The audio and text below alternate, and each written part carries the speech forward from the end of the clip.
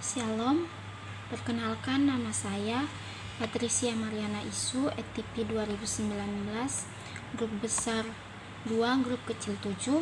Saya akan membawakan video tentang pemeriksaan antenatal care. Pemeriksaan antenatal care adalah pemeriksaan kehamilan yang bertujuan untuk meningkatkan kesehatan fisik dan mental pada ibu hamil secara optimal hingga mampu menghadapi masa persalinan, nifas, menghadapi persiapan pemberian ASI secara eksklusif, serta kembalinya kesehatan alat reproduksi secara wajar. Tujuannya yaitu memantau kemajuan proses kehamilan demi memastikan kesehatan pada ibu serta tumbuh kembang janin yang ada di dalamnya.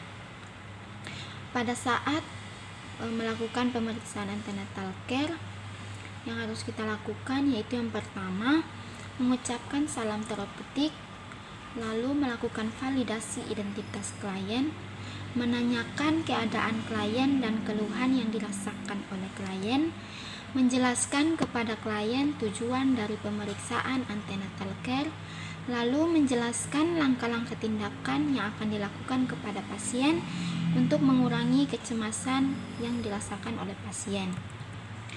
Lalu persiapan alat-alat yang akan kita gunakan yaitu yang pertama, Doppler. Jika menggunakan Doppler, sediakan jeli dan tisu. Yang kedua, termometer, lalu pita ukur atau meteran, stetoskop, manometer, lalu hammer reflex, timbangan badan, pengukuran tinggi badan dan pen light, lalu jam detik dan juga plastik kuning.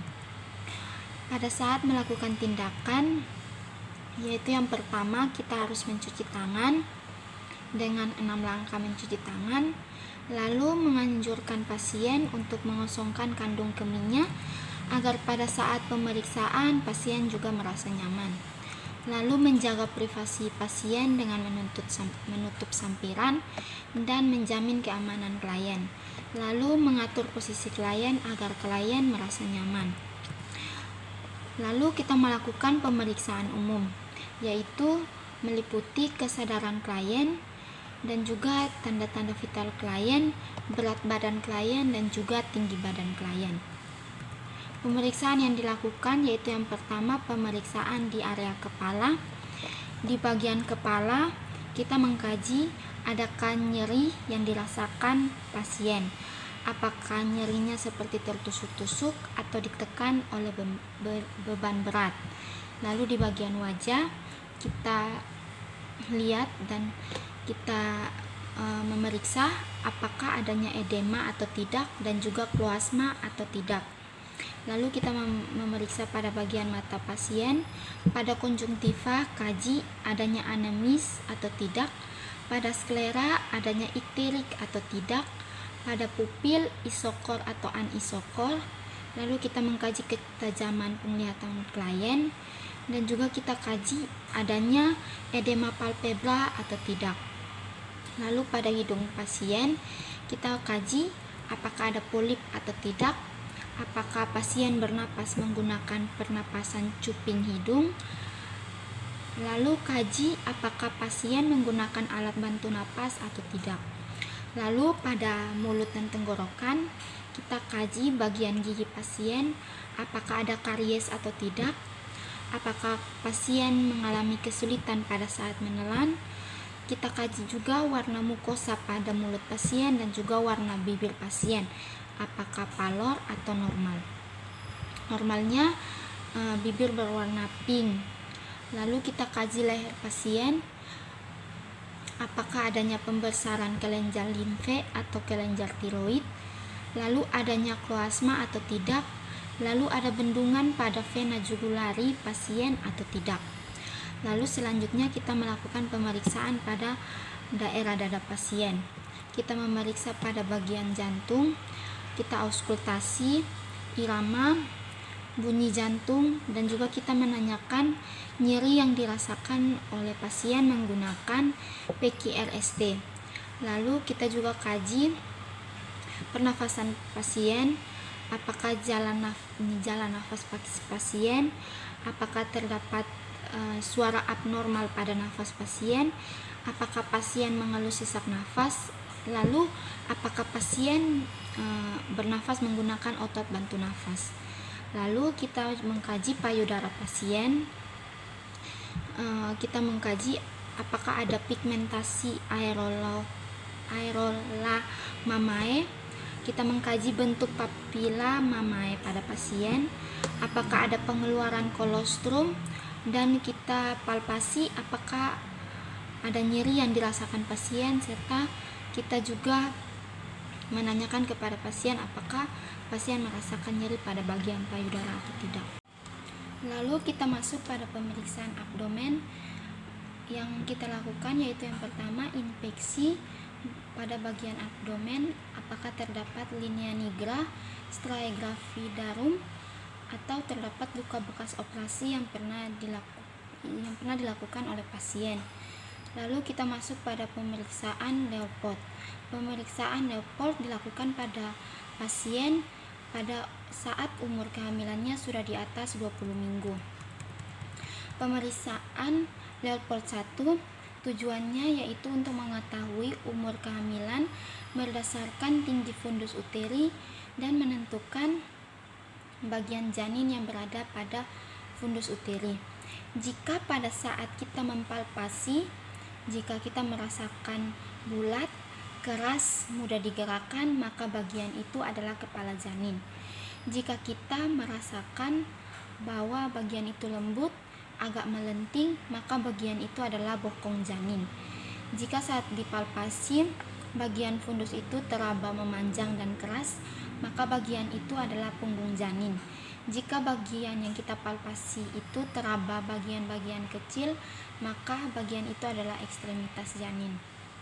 Lalu Leopold kedua tujuannya untuk menentukan batas samping uterus dan menentukan letak punggung janin yang membujur dari atas ke bawah yang menghubungkan bokong dengan kepala. Apabila teraba tahanan memanjang, itu adalah punggung di satu sisi, dan jika teraba bagian-bagian kecil, maka itu adalah ekstremitas. Di sisi lain, pada saat pemeriksaan, kedua kaki harus ditekuk. Jadi, pada saat kita mempalpasi, jika kita merasakan bulat, keras, mudah digerakkan, maka itu adalah kepala janin. Jika kita merasakan lembut, agak melenting, maka bagian itu adalah bokong janin. Jika bagian kanan atau kiri uterus itu teraba memanjang dan keras, maka itu adalah punggung janin. Dan jika pada saat kita mempalpasi bagian kanan atau kiri itu teraba bagian-bagian kecil, maka bagian-bagian itu adalah ekstremitas janin. Lalu kita masuk pada pemeriksaan Leopold yang ketiga. Tujuannya yaitu menentukan bagian apa yang berada di uterus sebelah bawah dan mengetahui bagian tubuh janin yang berada pada bagian bawah uterus itu sudah masuk atau belum ke PAP atau pintu atas panggul. Dan pada saat pemeriksaan, kedua kaki ditekuk. Jika bagian kanan atau kiri itu teraba bagian-bagian kecil, maka bagian-bagian itu adalah ekstremitas janin. Jika pada saat kita palpasi hasilnya adalah kepala, maka goyangkan bagian kepala janin tersebut. Apakah jika kepala masih bisa digoyang, maka kita tidak perlu masuk pada pemeriksaan Leopold 4. Namun jika pada saat dilakukan palpasi dan jika kita merasakan bahwa kepala tidak dapat digoyangkan, maka kita melanjutkan ke pemeriksaan Leopold 4. Pada pemeriksaan Leopold 4, tujuannya yaitu menentukan bagian janin mana yang terletak di bawah dan menentukan berapa bagian dari kepala janin yang telah masuk PAP atau pintu atas panggul. Pada saat pemeriksaan, kedua kaki pasien diluruskan. Cara pemeriksaannya yaitu tempatkan jari-jari tangan kita dengan tertutup di sebelah kiri dan kanan pada segmen bawah rahim. Kemudian tentukan letak dari bagian presentasi tersebut konvergen atau divergen. Lalu selanjutnya kita masuk pada aukultasi denyut jantung janin atau DJJ menggunakan Laennec atau Doppler. Jika kita menggunakan monoaural, maka pastikan bagian yang menempel di telinga adalah bagian yang datar, dan jika menempel pada bagian perut ibu adalah yang berlubang. Tetapi jika menggunakan Doppler, maka yang harus kita lakukan yaitu mengolesi jeli pada permukaan area yang diauskultasi. Lalu kita menentukan punktum maksimum, yaitu pusat terdengarnya DJJ. Jika punggung janin berada pada uterus kiri ibu dan kepala janin berada di fundus, maka tarik garis lurus dari pusat ke arah ketiak kiri ibu, hitung 3 jari dari arah pusar ke arah ketiak kiri, kemudian tempelkan Doppler, hitung DJJ selama 1 menit penuh. Jika punggung janin berada pada uterus kanan ibu dan kepala janin berada di fundus, maka tarik garis lurus dari pusat ke arah ketiak kanan ibu, hitung 3 jari dari arah pusar ke arah ketiak kanan, kemudian tempelkan Doppler, lalu hitung DJJ selama 1 menit penuh. Jika punggung janin berada pada uterus kanan ibu dan kepala janin berada di simfisis pubis, maka tarik garis lurus dari pusat ke arah selangkangan atau sias atau biasa disebut suprailiaca anterior posterior kanan ibu, hitung 3 jari dari arah pusar ke arah selangkangan kanan, kemudian tempelkan Doppler, lalu hitung DJJ selama 1 menit penuh. Jika punggung janin berada pada uterus kiri ibu dan kepala janin berada pada simfisis pubis, maka tarik garis lurus dari pusat ke arah selangkangan atau suprailiaca anterior posterior kiri ibu, lalu hitung 3 jari dari arah pusar ke arah selangkangan suprailiaca anterior posterior kiri, kemudian tempelkan Doppler, lalu hitung DJJ selama 1 menit penuh. Lalu kita menilai frekuensi, kekuatan dan juga keteraturan dari DJJ pasien. Biasanya denyut jantung janin yang normal itu berkisar 130 sampai 140 kali per menit. Lalu kita masuk kepada pemeriksaan perineum klien, yaitu kita memakai sarung tangan, lalu mengatur posisi klien. Lalu kita memeriksa pada bagian perineum klien bersih atau tidak. Lalu kita kaji apakah ada pengeluaran pervaginam berupa darah atau sekret. Lalu kita memeriksa hemoroid, varises vulva, lesi, dan bekas epiostomi pada perineum pasien. Lalu kita melepaskan sarung tangan, lalu kita mencuci tangan, dan kita masuk pada pemeriksaan ekstremitas pasien. Di sini kita kaji apakah pasien mengalami kesulitan pada saat menggerakkan ekstremitas bawahnya.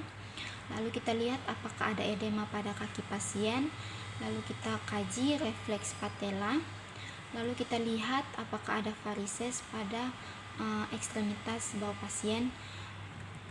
Lalu setelah itu kita merapikan alat dan kita mencuci tangan.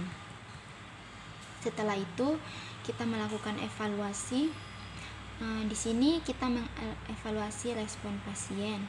Kita menanyakan kepada pasien apakah ada keluhan selama pemeriksaan.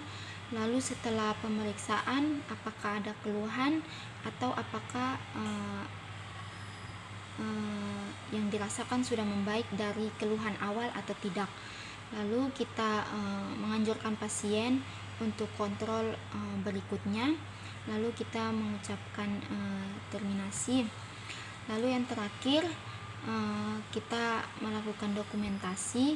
Di sini kita menuliskan respon yang diberikan dari pasien, respon verbal dan juga nonverbal. Lalu kita juga memberikan hasil pemeriksaan Leupold dan juga apakah ada tanda-tanda hasil pemeriksaan yang abnormal. Demikian dari saya. Terima kasih.